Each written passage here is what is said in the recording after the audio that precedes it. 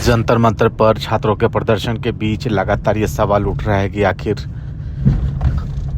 धर्मेंद्र प्रधान का इस्तीफा पीएम मोदी क्यों नहीं ले रहे हैं। क्या पीएम मोदी धर्मेंद्र प्रधान का इस्तीफा नहीं लेंगे? क्या उनका अगला कदम? सबसे पहले जानते हैं कि इसको लेकर के सलमान खान ने क्या कहा। सलमान खान ने एक तरीके से कहा कि यह बहुत दुखदाई है, छात्र प्रोटेस्ट कर रहे हैं। उन्होंने ट्वीट किया एक तरीके से समर्थन में। लेकिन ठीक इससे पहले केंद्रीय मंत्री जेपी नड्डा ने प्रेस ब्रीफिंग की। देश के स्वास्थ्य मंत्री हैं। ब्रीफिंग के दौरान उन्होंने साफ किया कि इस समय जो है वो इस पूरे मुद्दे पर राहुल गांधी पर आरोप लगाया कि वो राजनीतिक रोटी सेक रहे हैं। उन्होंने विपक्ष के ऊपर आरोप लगाया कि इसको हाईजैक करने का प्रयास किया जा रहा है और एक तरीके से राजनीति हो रही है। उन्होंने कहा कि इसको रोका जाना चाहिए और छात्रों को एक तरीके से जो राजनीतिक हथियार के तौर पर इस्तेमाल किया जा रहा है उसको बंद करना चाहिए। लेकिन ठीक इस बीच क्या हुआ, तो जंतर मंतर पर ज़बरदस्त बवाल हुआ है। वहाँ पर एसीपी इंस्पेक्टर घायल हुए हैं। कहा जा रहा है कि लाठी डंडे चले हैं। पुलिस के ऊपर प्रदर्शनकारियों ने भी डंडे चलाए। कहा जा रहा है कांच की बोतलें फेंकी, पत्थरें फेंकी है। और इन सब के बीच जो है वो पुलिस की तरफ से लाठीचार्ज हुआ। प्रोटेस्टर्स के ऊपर आंसू गैस के गोले दागे गए। इधर अब इस पूरे एपिसोड में अन्ना हजारे की एंट्री हो गई है। अन्ना हजारे अब जो है 11 बजे से लेकर और 1 बजे तक मौन व्रत रखेंगे। उन्होंने छात्रों के ऊपर हुए हमले को दुर्भाग्यपूर्ण करार दिया है। दूसरी तरफ जिस तरीके से प्रोटेस्टर्स के ऊपर दोबारा एक तरीके से कहें तो हमला हुआ, मारा पीटा गया। हालांकि दिल्ली पुलिस की तरफ कहना है कि छात्रों की तरफ से ये एक्शन हुआ है। उधर इस बीच इंटरनेट को कट कर दिया गया उन इलाकों में। पुलिस का ये कहना है कि मैसेजिंग के ज़रिए जो है ये चीज़ें हुई है, तो मैसेज काफ़ी किए गए उन इलाकों में क्योंकि नेट नहीं चल रहा था।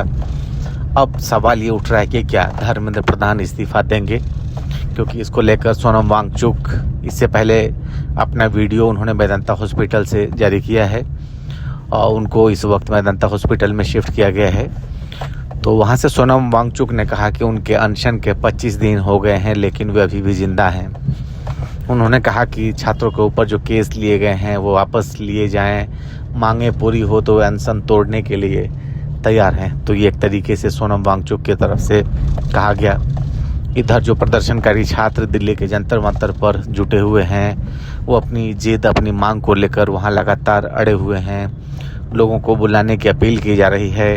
इन सब के बीच जिस तरीके से एक दिन पहले हमने देखा कि किस तरह पीएमओ आवास के बाहर राहुल गांधी, प्रियंका गांधी, अखिलेश यादव समेत कांग्रेस के बड़े नेता वहां पर पहुंचे थे प्रोटेस्ट करने के लिए, उनको मनाने के लिए। वहां पर जो खुद गृह सचिव के साथ में नेता बीजेपी के पहुंचे थे, बात बनी नहीं।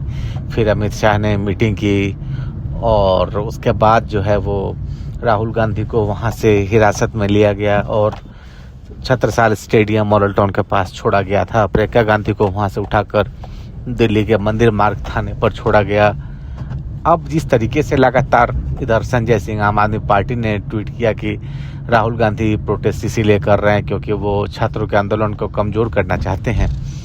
अब लगातार एक तरफ जहां सरकार के ऊपर धर्मेंद्र प्रधान के इस्तीफे को लेकर प्रेशर बढ़ रहा है, तो वहीं समाचार एजेंसी पीटीआई ने कहा है एक सरकारी अधिकारी के हवाले से कि इस बात की बहुत ही कम संभावना है कि मोदी सरकार धर्मेंद्र प्रधान का इस्तीफा ले। तो इसकी 2 वजह हो सकती है। एक तो ये कि सरकार ये नहीं दिखाना चाहती है कि वो किसी तरीके के प्रेशर में है।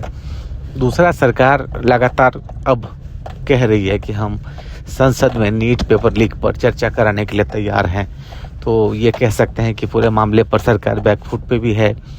दूसरा, यूथ का जो गुस्सा है वो सरकार जान रही है, समझ रही है, लेकिन सरकार आनन फानन में जल्दबाजी में किस तरह की मांगे मानने के लिए जो है वो तैयार नहीं है। तो अब ऐसे में एक बड़ा प्रश्न ये उठता है कि अब क्या करना चाहिए। अब क्योंकि लगातार जो है वो इधर मुंबई से भी कुछ जो अनशन के करने के लिए जो बड़े लीडर्स हैं या फिर हस्तियां हैं वो सपोर्ट कर रहे हैं, वो पहुंच रहे हैं। इससे पहले हमने देखा नसीरुद्दीन शाह ने वीडियो जारी किया, डडलानी ने वीडियो जारी किया। तो इस तरीके से अलग अलग मंच से लगातार उनको सपोर्ट मिल रहा है। छात्रों के ऊपर पुलिस लाठीचार्ज को बर्बरतापूर्ण करार दिया गया है। लोग इसको क्रिटिसाइज कर रहे हैं, लेकिन अब देखना है कि मोदी सरकार इस पूरे मामले पर बैकफुट पर तो आई है, लेकिन क्या वो धर्मेंद्र प्रधान का इस्तीफा लेती है? अगर नहीं लेती है, जिसकी संभावना काफ़ी कम है, तो फिर उस सूरत हाल में सरकार इसे किस तरीके से हैंडल करेगी, ये एक बहुत बड़ा सवाल रहेगा। और लाइव तक अगर आपको अच्छा लगता है तो आप वीडियो को सब्सक्राइब करिए, लाइक करिए। बहुत शुक्रिया।